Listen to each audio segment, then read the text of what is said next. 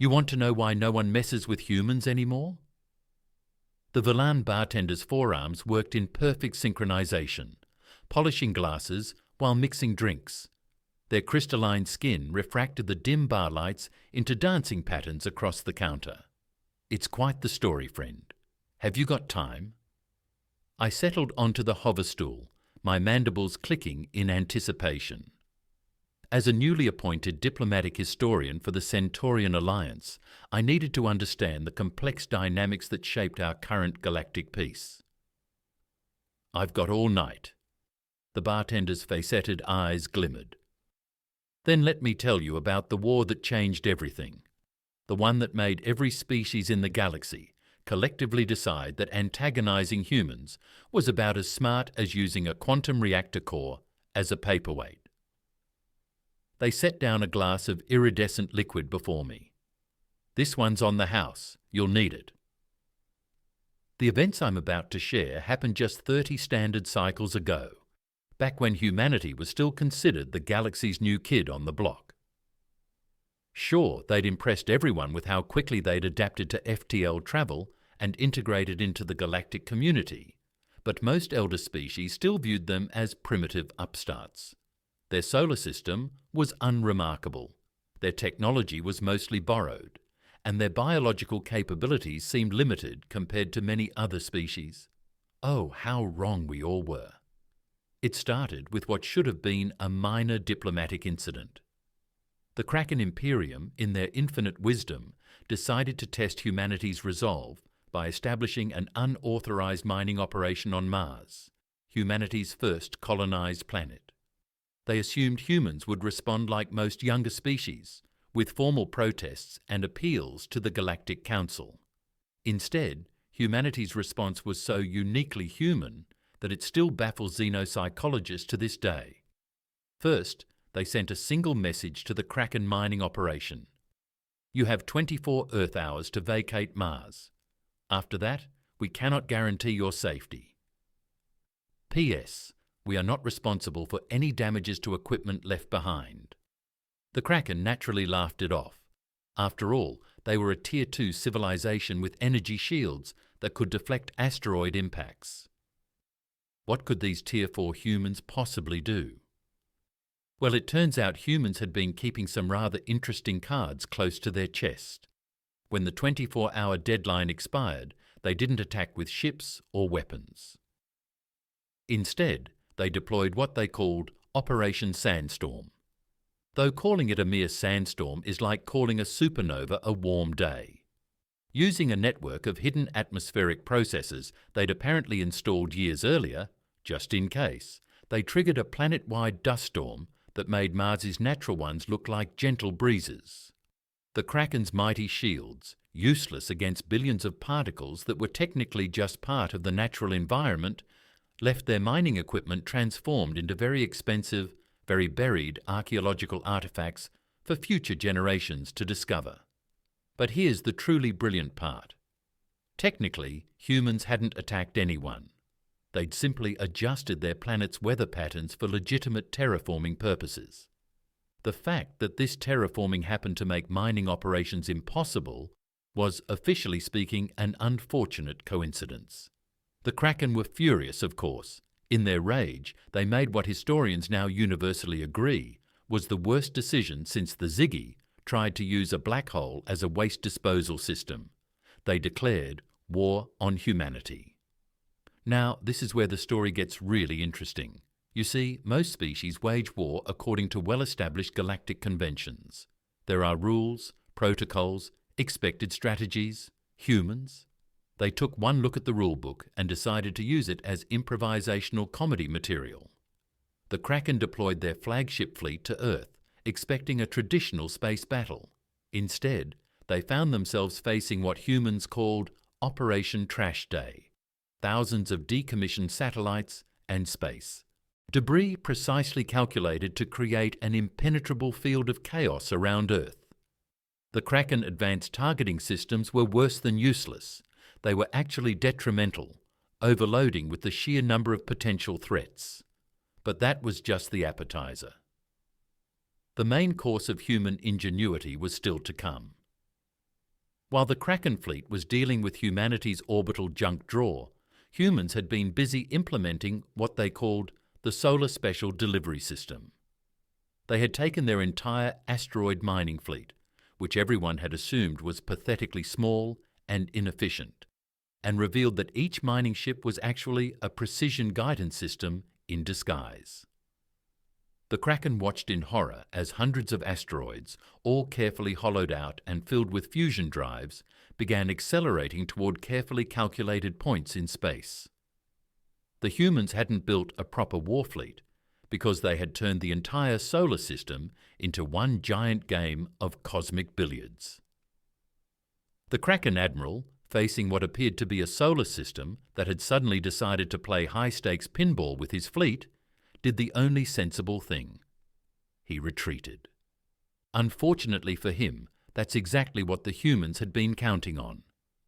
The retreat path led straight into what humans called Operation Newton's Revenge, a complex gravitational trap created by the precisely positioned asteroids.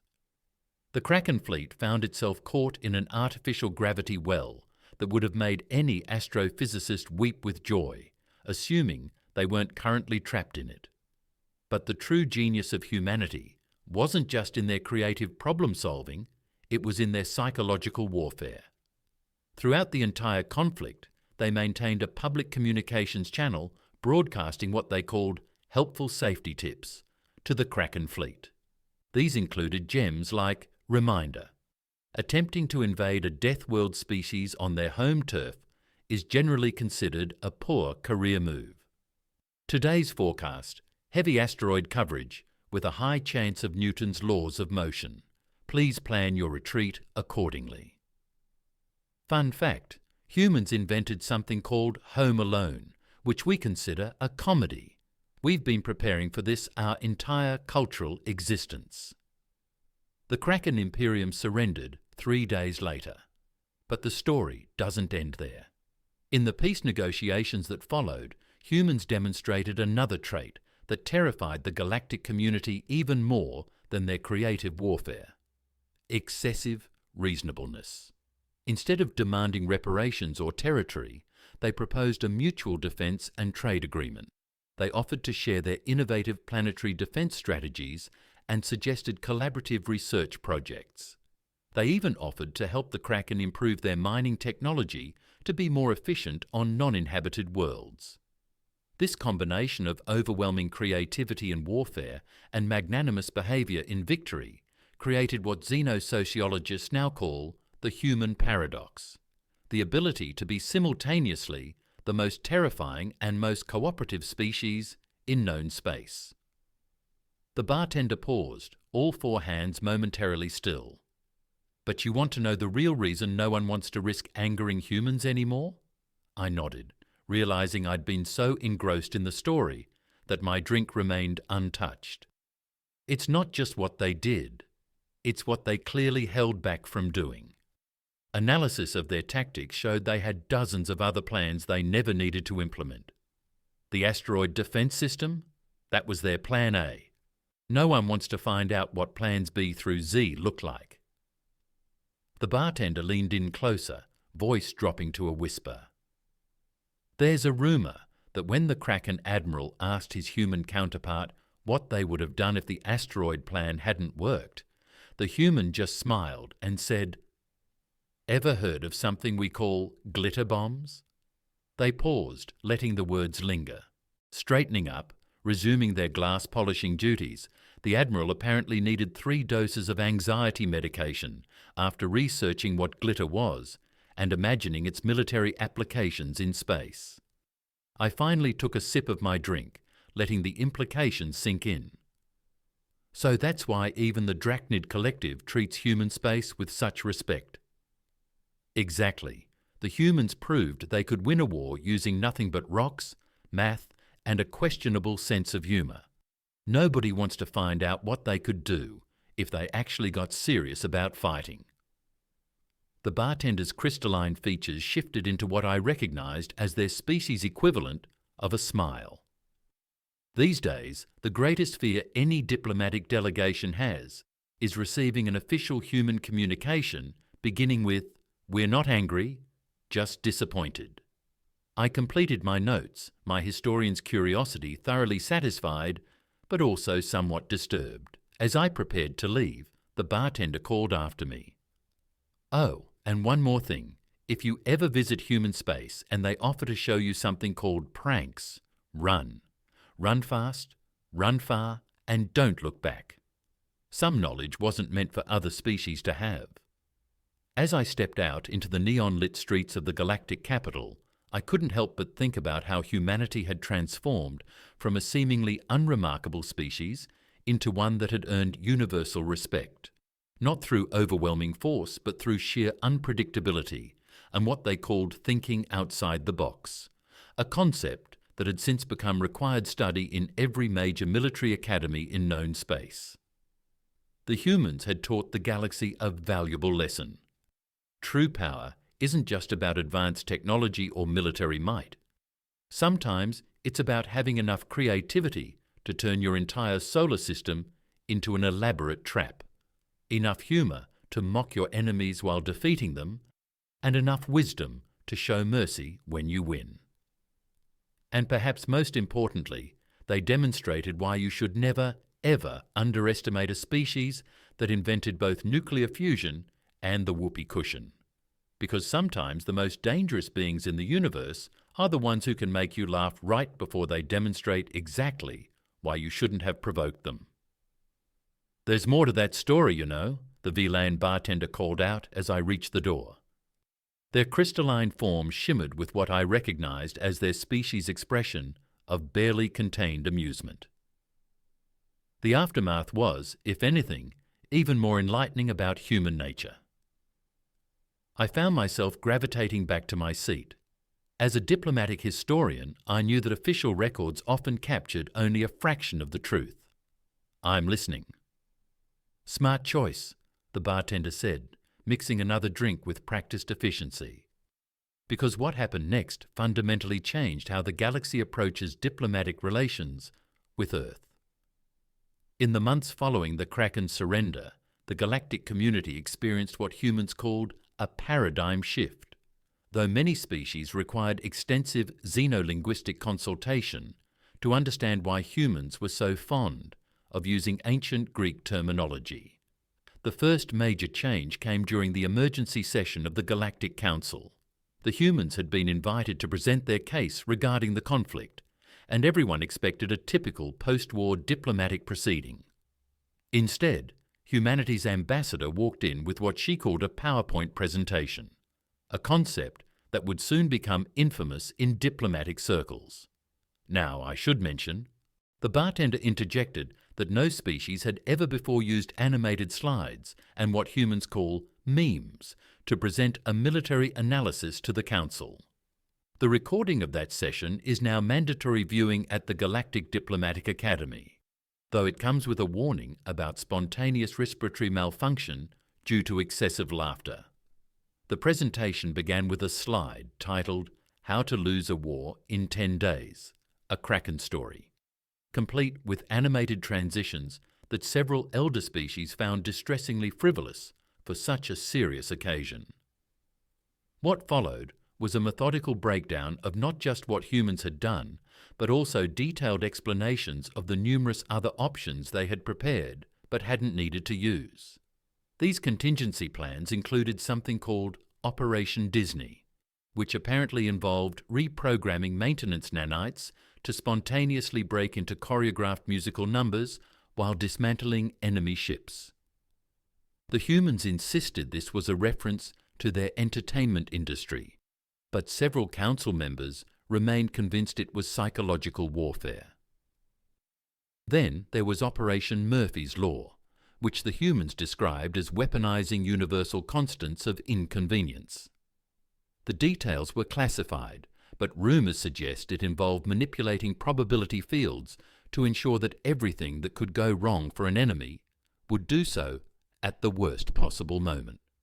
Several quantum physicists suffered existential crises upon reviewing the theoretical framework, but perhaps the most disturbing revelation came during the section on what humans called meme warfare.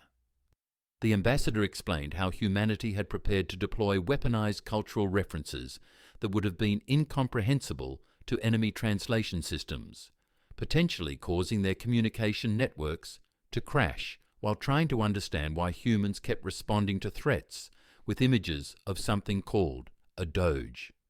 The really clever part, the bartender noted, polishing a glass that seemed to change colour with each movement, was how the humans used the presentation itself as a demonstration of their methods. Every joke, every seemingly casual reference was carefully calculated to demonstrate their capacity for psychological warfare while appearing entirely harmless. The Council's reaction was unprecedented. Instead of the usual formal declarations and treaty modifications, they created an entirely new diplomatic classification for humanity. Creatively unpredictable, but generally benevolent species, CUBS. The humans immediately suggested changing this to Creative Universe Brothers and Sisters, CUBS, claiming it was more marketable. The fact that this matched the name of one of their sports teams was, they insisted, purely coincidental. The diplomatic ripples spread quickly. The Drachnid Collective, known for their meticulous risk assessment protocols, spent 3 months analysing human cat videos, trying to understand how a species could simultaneously be so deadly efficient and so obsessed with recording their small predatory companions. Their conclusion, Understanding Humans, an exercise in productive futility, became a bestseller in academic circles. The Zixtal hive mind attempted to create a predictive model of human behaviour based on their entertainment media. They abandoned the project after their most advanced AI developed what they described as an inappropriate fondness for human sitcoms, and began attempting to recreate something called Friends with Drone Workers. But here's the detail that really cements humanity's unique position, the bartender said, their crystalline form taking on a more serious hue. It's what they did with their newfound diplomatic leverage. Instead of using their enhanced status to demand concessions or special treatment, humans began what they called the galaxy's greatest cultural exchange program. They opened their entertainment archives, shared their art, music, and literature, and invited other species to participate in what they called movie nights. The results were both profound and somewhat concerning. Several warrior cultures discovered human sports and became obsessed with something called soccer. The Ethereal Consciousness Collective, known for their detachment from physical reality, developed an unexpected appreciation for human cooking shows. The Mechanical Concordat integrated human jokes into their basic programming, leading to the first recorded instance of an AI developing a sense of humour, though many argue that their timing still needs work. The truly ingenious part, the bartender continued, was how this cultural exchange served as both diplomatic outreach and a subtle reminder of human creativity. After all, if they could turn their entire solar system into a tactical advantage using nothing but rocks and math, imagine what they could do with actual military resources. I noticed my recording device was running low on power, but I couldn't leave without asking one final question. And how did the Kraken adapt to all this? The bartender's crystalline features arranged themselves into what I recognized as their equivalent of a knowing smile. Oh, that's perhaps the most interesting part. The Kraken became humanity's most enthusiastic students.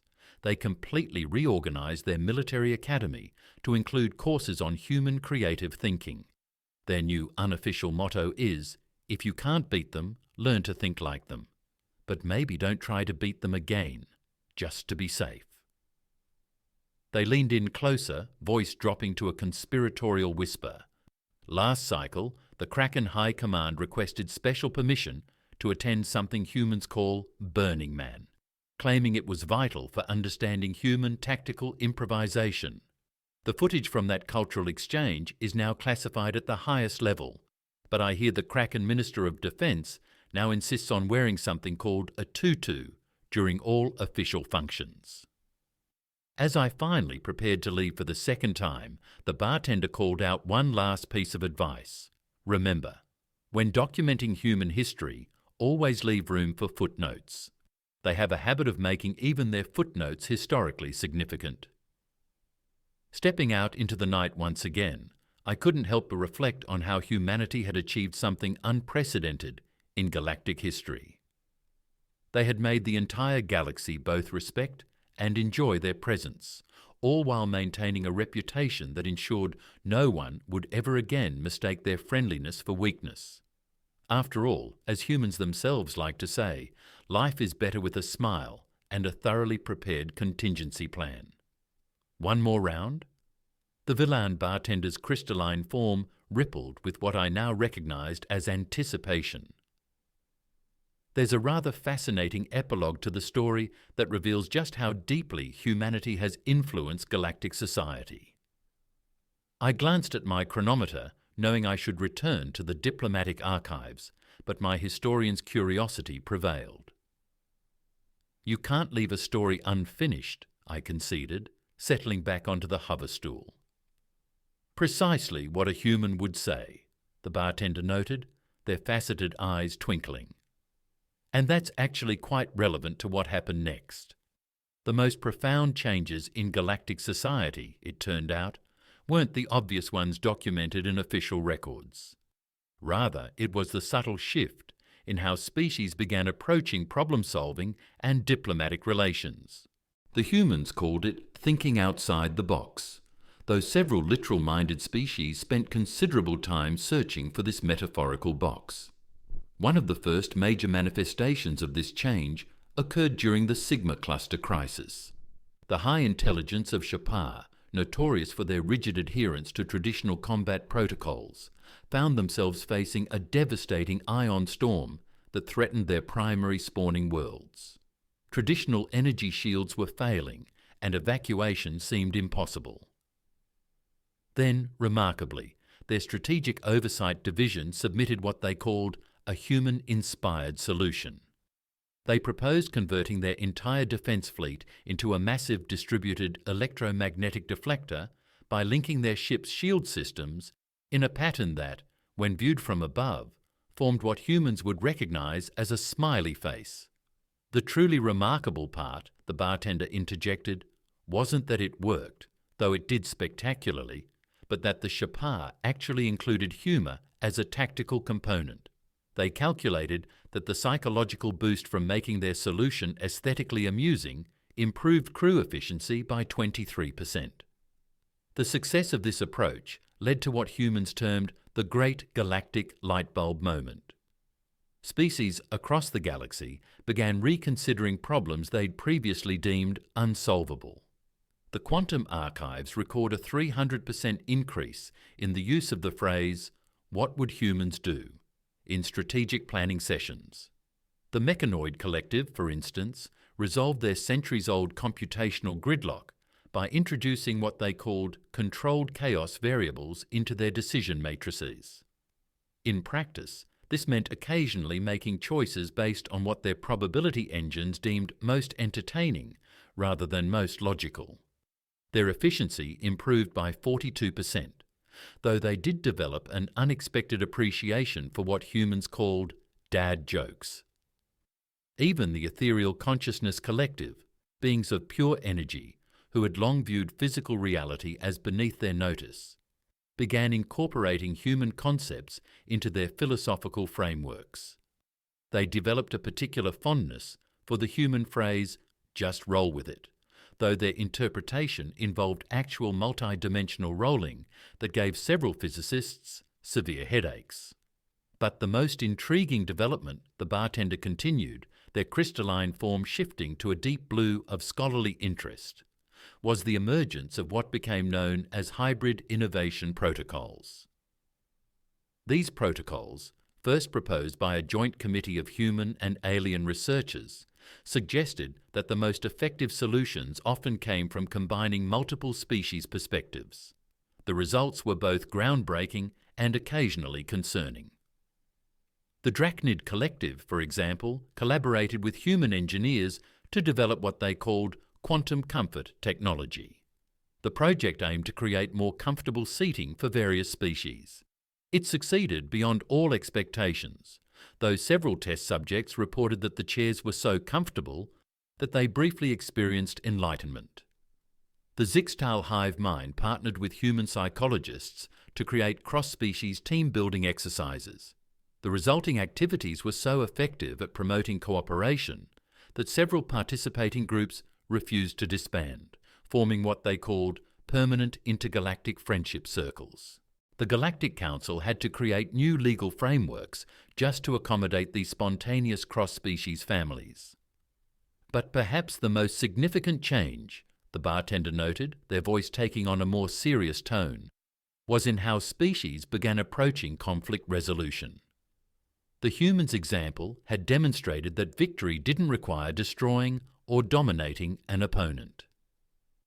Instead, species began competing to find the most creative and mutually beneficial solutions to disputes. The annual Galactic Diplomatic Innovation Championships became the most watched event in civilized space, though the category of most creative use of cultural references in a crisis had to be carefully regulated after an incident involving weaponized poetry and synchronized interpretative dance. The Kraken, once humanity's adversaries, became particularly enthusiastic practitioners of this new approach. They transformed their former military academies into what they called Centers for Creative Conflict Resolution and Acceptable Pranking. Their graduates became highly sought-after diplomatic advisors, known for their unique ability to diffuse tensions through a combination of strategic insight and what humans called perfect comedic timing. In fact, the bartender added, polishing a glass that seemed to contain several impossible geometries, there's a delightful incident from just last cycle. The Kraken ambassador prevented a trade war by challenging the disputing parties to something humans call a dance-off. The resulting performance has been classified as both a diplomatic triumph and a revolutionary art form. The integration of human perspectives became so complete that several species began incorporating Earth idioms into their official languages. The quantum translation matrix had to be updated to account for phrases like "hold my beer," indicating the imminent attempt of something either brilliant or catastrophic, and "that's what she said," usage still under debate by linguistic scholars. But you want to know the real punchline of this whole story? The bartender's crystalline form shifted through a rainbow of colours. Humanity's greatest victory wasn't in proving they could defend themselves. It wasn't even in changing how the galaxy approaches problem-solving. It was in making the rest of us realize that being serious all the time is perhaps the least serious approach to existence. I looked down at my notes, now spanning 3 separate data crystals. So the true legacy of the last galactic war was that sometimes the best way to ensure peace is to make everyone too busy enjoying life to consider war. The bartender finished, though it also helped that humanity classified their Plan Z as apocalyptically hilarious. Do not open ever. As I finally prepared to leave for what I assumed was the last time, the bartender called out once more, "Oh, and if anyone ever tells you they know all of humanity's contingency plans, they're either lying or human. And if they're human, they're probably still lying, but creatively." Stepping into the night for the 3rd time, I couldn't help but feel that I had documented something more significant than just the aftermath of a war. I'd witnessed the story of how one species had transformed galactic civilization, not through force or fear, but through the power of creative problem-solving and the radical suggestion that perhaps the universe would be better off if we all learned to laugh at ourselves a little more. After all, as humans say, in space, no one can hear you laugh, but they can definitely see you smiling in your environmental suit. Before you leave, the Villan bartender's crystalline form pulsed with what I'd learned to recognize as scholarly enthusiasm. There's a critical aspect of the story that explains humanity's current position in galactic politics. I resumed my seat, noting that the establishment had grown quieter, more intimate. I presume this relates to their recent appointment to the High Council. Precisely, the bartender began, arranging luminescent crystals in a pattern that subtly mimicked the layout of the Galactic Administrative District. What many don't realize is that humanity's elevation to the High Council was less about their military capabilities and more about their unique approach to governance. The transformation began approximately 5 cycles ago, when humanity introduced what they termed practical absurdity into galactic administrative procedures. Their initial proposal to the Council seemed deceptively simple. They suggested incorporating what they called common sense into regulatory frameworks. The concept proved revolutionary. For instance, when addressing the chronic inefficiencies in the Department of Interspecies Commerce, humanity proposed replacing the traditional 47-stage approval process with what they called a reasonable person standard. Their argument was elegantly straightforward.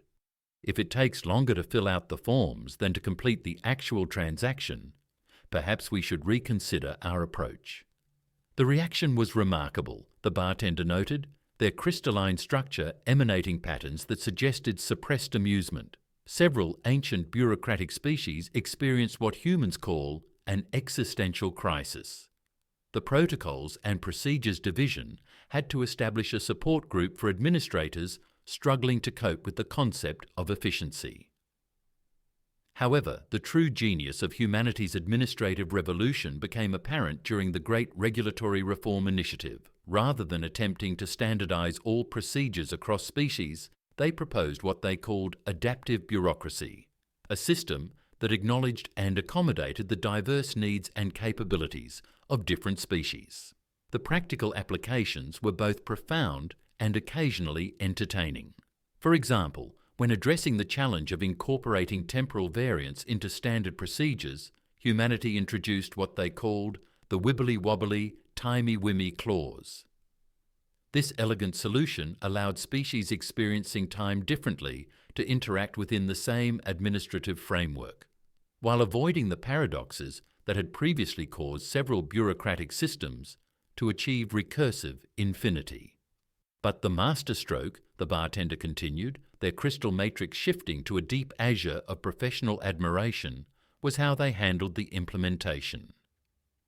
Instead of imposing changes through traditional channels, humanity organized what they called administrative hackathons. These events brought together representatives from various species to collaboratively redesign bureaucratic systems. The results were unprecedented. The high intelligence of Chapar, for instance, discovered that incorporating elements of human gamification into their colonial administration increased efficiency by 400%, while reducing the incident rate of spontaneous bureaucratic singularities. The Mechanoid Collective, initially resistant to any deviation from pure logic, found that introducing what humans called flexibility into their decision trees led to a 73% reduction in processing conflicts. They even developed an appreciation for what humans termed taking a coffee break, though their interpretation involved temporary voluntary shutdown periods accompanied by the consumption of specialized lubricants. Perhaps most significantly, the bartender noted, arranging another set of crystals to represent recent political alignments, that humanity's production of what they called the rule of reasonable exceptions was fundamental to galactic governance. This principle, now fundamental to galactic governance, stated that any rule or regulation must include provisions for circumstances its creators couldn't have anticipated. The concept was so revolutionary that several elder species had to develop new cognitive frameworks just to process it. The Ethereal Consciousness Collective, for example, had historically approached regulations as immutable constants of reality. The idea that rules could be both firm and flexible simultaneously led to what they termed a dimensional perspective shift. They now describe their regulatory philosophy as quantum administration, though several human consultants have quietly suggested this might be overthinking it.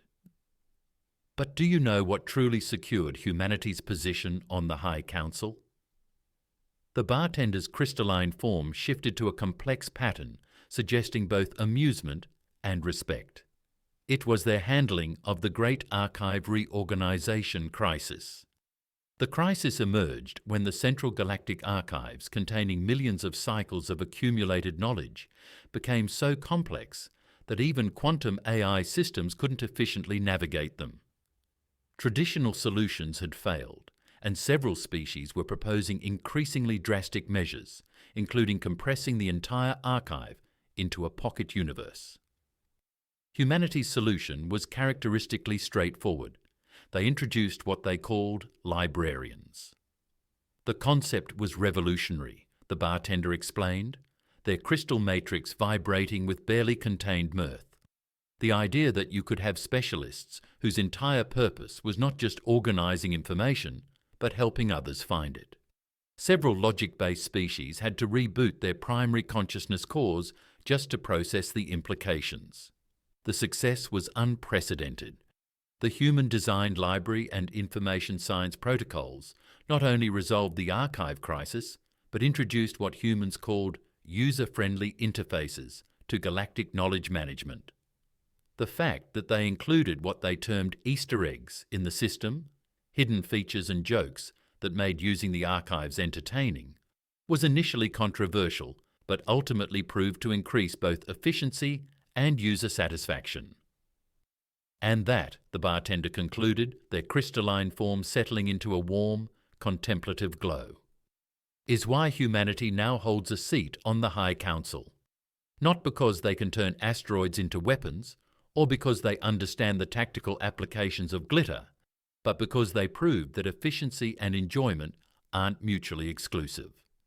I completed my final notation, aware that I had documented something far more significant than a mere historical account. It seems humanity's greatest contribution wasn't their creativity in conflict, but their ability to make peace more interesting than war. Exactly, the bartender agreed, their crystal matrix displaying patterns of scholarly satisfaction. Though I should mention that their first act upon joining the council was to propose renaming the Emergency Response Division to the Department of Handling It when things go sideways. The motion is still under consideration, but several species have already started using the term unofficially.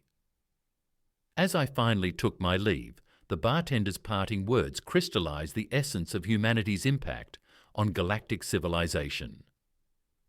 They taught us that the universe doesn't have to make perfect sense to work perfectly well.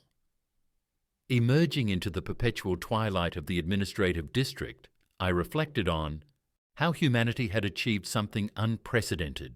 They had made bureaucracy not just functional, but almost entertaining.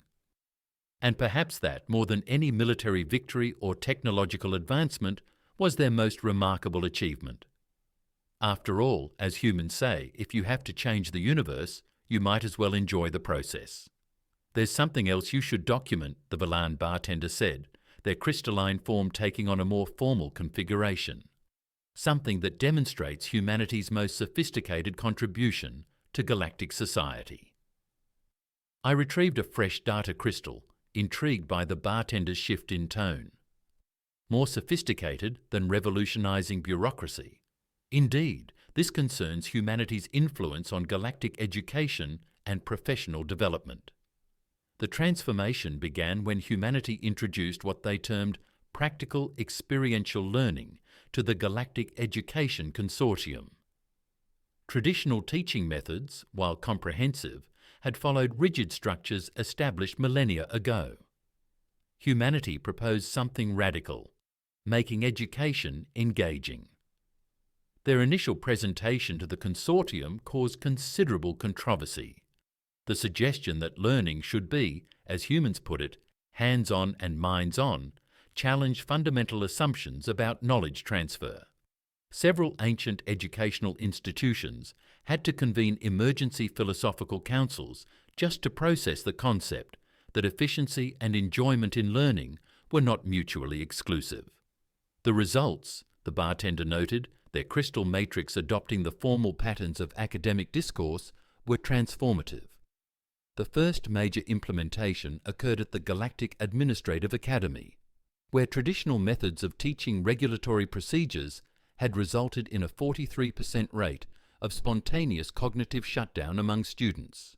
Humanity introduced what they called scenario-based learning, transforming abstract concepts into practical exercises. For instance, rather than merely memorizing the 12,483 subsections of the Interspecies Commerce Code, students now participated in simulated trading scenarios.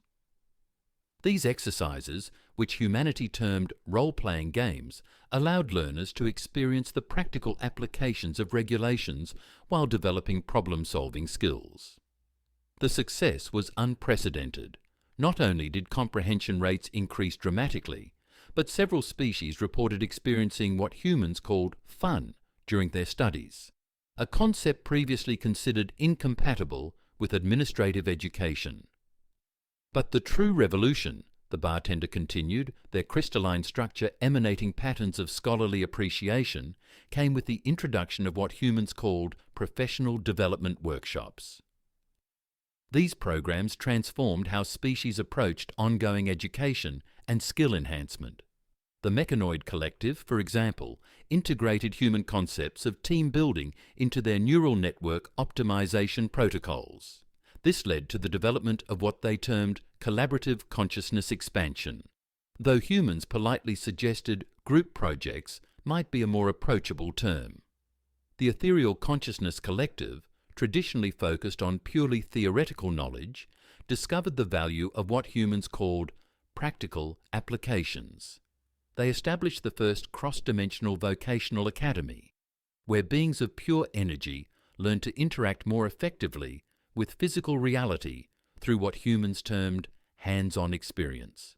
Though the definition of hands remains somewhat flexible. Perhaps most significantly, the bartender noted, their form shifting to discomplex educational metrics was humanity's introduction of the learning through mistakes doctrine.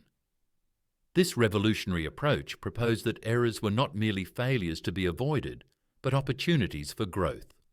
The concept so profoundly impacted galactic education that several species had to develop new neural pathways just to process it.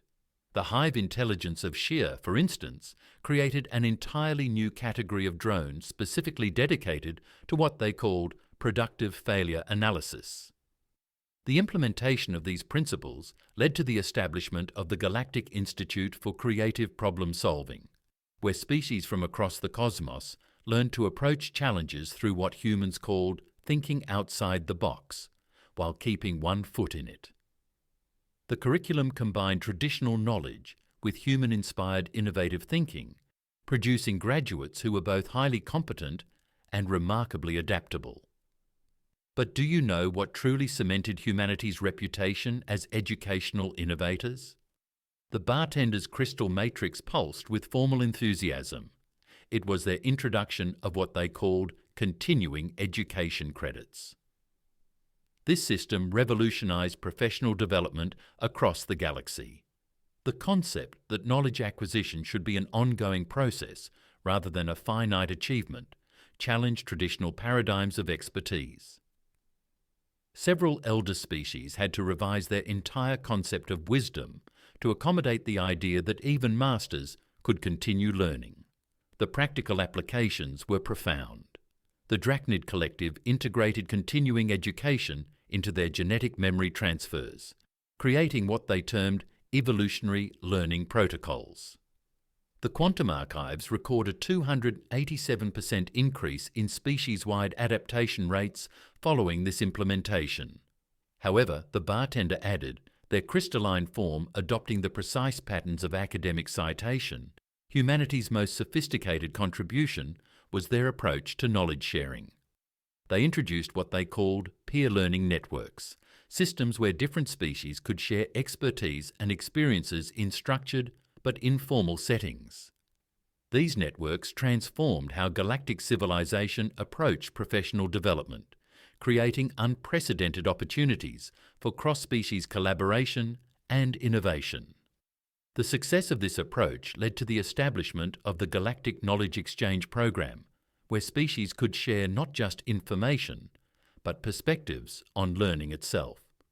The program's motto, suggested by humanity, became growing together through understanding differences, though several literal-minded species spent considerable time analysing the biological implications of collective growth.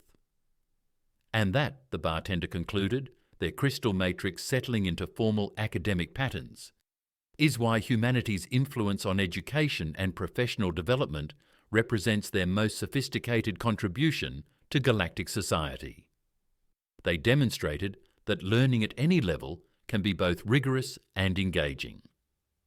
I completed my final notation, aware that I had documented a fundamental shift in galactic civilization's approach to knowledge and growth. It seems humanity's greatest achievement was teaching the galaxy how to learn more effectively. Precisely, the bartender agreed, their form displaying patterns of scholarly satisfaction. Though I should note that their recent proposal to introduce what they call Casual Fridays to the Galactic Administrative Academy is still under review. Several species are struggling with the concept that formal education can occasionally be informal. As I prepared to depart, the bartender's final observation encapsulated humanity's impact on galactic education. They taught us that the pursuit of knowledge doesn't have to be solemn to be serious. Leaving the establishment, I reflected on how humanity had transformed not just how the galaxy fought, governed, or traded, but how it learned and grew. They had shown that education, like every other aspect of civilization, could benefit from a balance of tradition and innovation, formality and flexibility, wisdom and wit. After all, as humans say, the best way to predict the future is to help teach those who will create it. The end.